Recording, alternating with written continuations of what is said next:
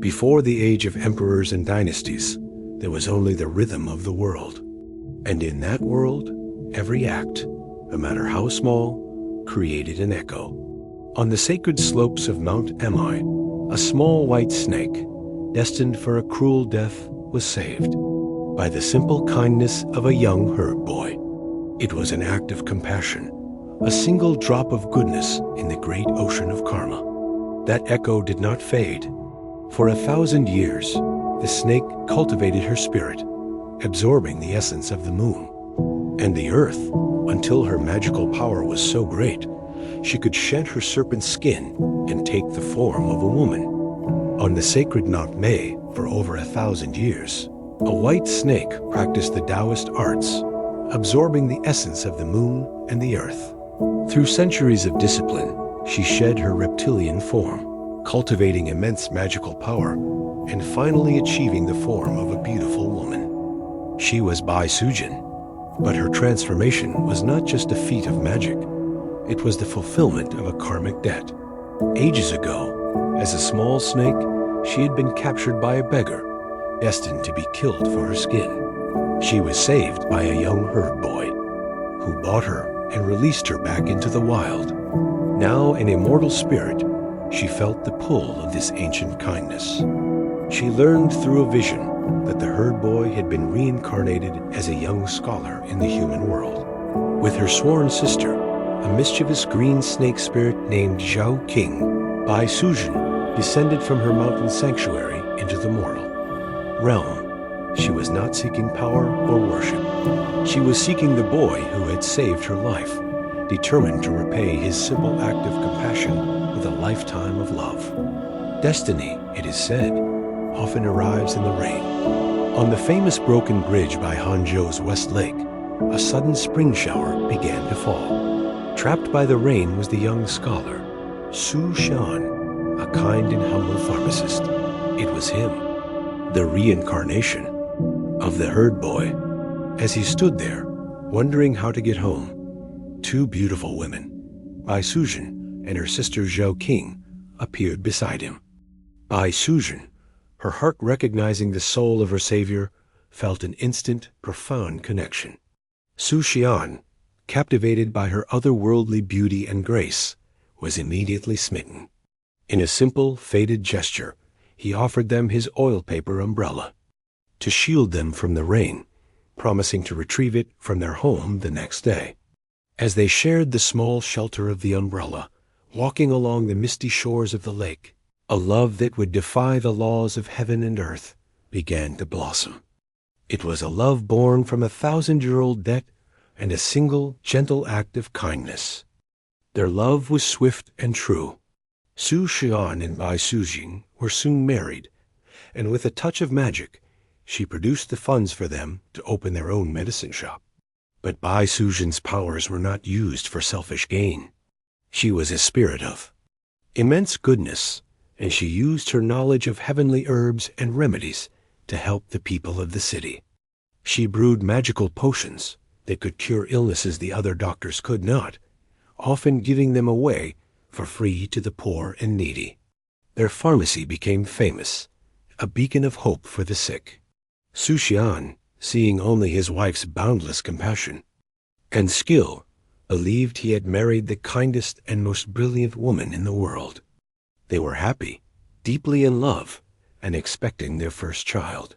For a brief, beautiful time, the immortal and the mortal lived a perfect life, their home a sanctuary of peace and love.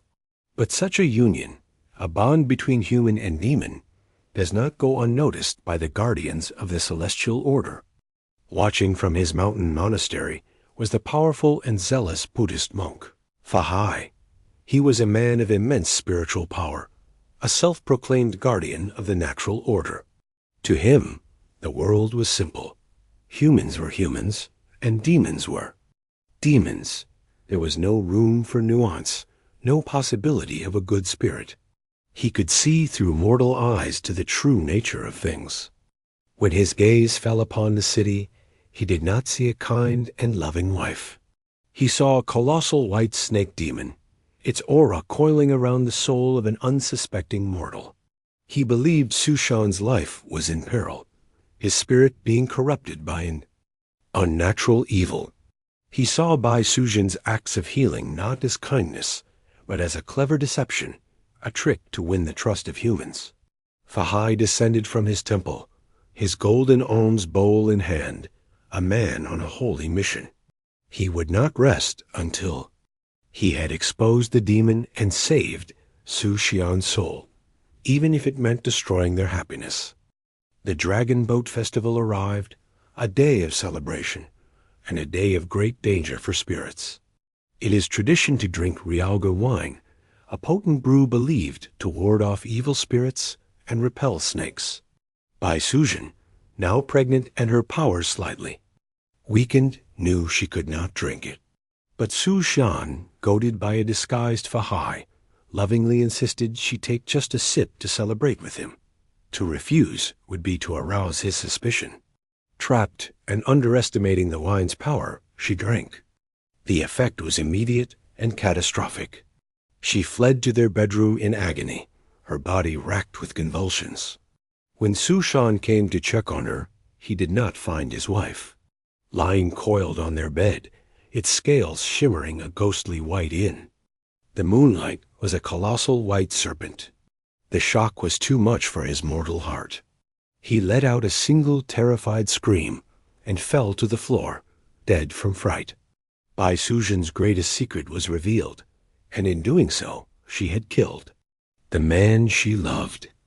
Overcome with grief and guilt, Bai Suzhen's love gave her an impossible strength. She knew of only one thing that could save her husband, the magical Lingyi mushroom, an herb of resurrection that grew only on the sacred Kunlun mountain, guarded by the gods themselves. In her true form, she flew to the celestial mountain, a place forbidden to all demons. The guardians of the mountain, the immortal disciples of the old man of the South Pole, immediately attacked her. Bai Suzhen, desperate and heartbroken, fought back with all her power, a lone white serpent battling against the forces of heaven. She was on the verge of being struck down when the god of the mountain, moved by the purity of her love and the story of her plight, intervened. He granted her the magical herb. She had defied heaven and won. Racing back to the mortal world, she prepared the potion and brought her husband back from the dead, a feat of love and magic that should have been impossible. Xian awoke with no memory of the serpent, believing his wife had simply saved him from a strange illness. But Fahai would not be denied his righteous victory. The monk confronted Xian, telling him the truth that his wife was a dangerous snake demon who would eventually consume his soul. When Xian refused to believe him, Fahai tricked the young scholar, luring him to his magnificent Jinshan temple and imprisoning him there, placing him in a chamber surrounded by holy wards. To cleanse him of the demonic influence, Bai Suzhen, finding her husband gone, went to the temple to plead for his release. Fahai was immovable. "A demon has no right to love a human," he declared, his voice like stone. "I will hold him here until you agree to leave the mortal world forever." Bai Suzhen begged. She reasoned, but the monk's heart was closed. Her love had been met with a wall of pure, unforgiving dogma. Her patience was at an end. Her grief was about to turn into a terrifying rage. If reason would not move the monk, then force would have to. Bai Suzhen, joined by her sister Zhao Qing, stood before the Jinshan temple, which sat atop a hill. She summoned every ounce of her 1,000 years of power. The sky turned black. Hurricane. Winds howled. She called upon the spirits of the water, the dragon kings of the four seas, and unleashed a biblical flood. A colossal churning wave rose from the river and crashed against the temple, threatening to drown the entire mountain. Fahai, in response, used his own immense spiritual power, transforming his robe into a massive dam to hold back the water. The battle was a cataclysmic clash of supernatural forces. a war between a demon's desperate love and a monk's unyielding faith. But in her rage, Bai Suzhen had made a terrible mistake. The floodwaters had not just struck the temple. They had inundated the surrounding countryside, drowning innocent villagers and animals. She had saved her husband, but in doing so, she had broken a celestial law. She had used her powers to harm humans. Though she rescued Xian, Bai Suzhen had sealed her own fate. She had just given birth to their son, an event that left her spiritually and physically at her absolute weakest. This was the moment Fahai had been waiting for. He cornered her. At the broken bridge, the very place her love story had begun. With her powers depleted, she was no match for him. The monk threw his golden alms bowl into the air. It grew to a monstrous size, casting a golden light that suppressed all her magic. It descended upon her, a cage of holy power from which there was no escape. He then used his power to raise a mighty pagoda from the earth, the Lifeng Pagoda, and imprisoned her beneath it. He separated her from her husband and her newborn son, promising that she would not be freed until the pagoda itself collapsed into dust and eternity. Her great love had ended in a stone prison, her family torn from her forever. Years passed. Xian raised their son alone, telling him the story of his brave and loving mother. The boy grew to be a brilliant scholar, and in a final act of filial piety, he returned to the pagoda to pay his respects. As he knelt and prayed, a miracle occurred. The gods, moved by the family's unwavering love and Bai Suzhen's centuries of suffering for a crime of passion, intervened.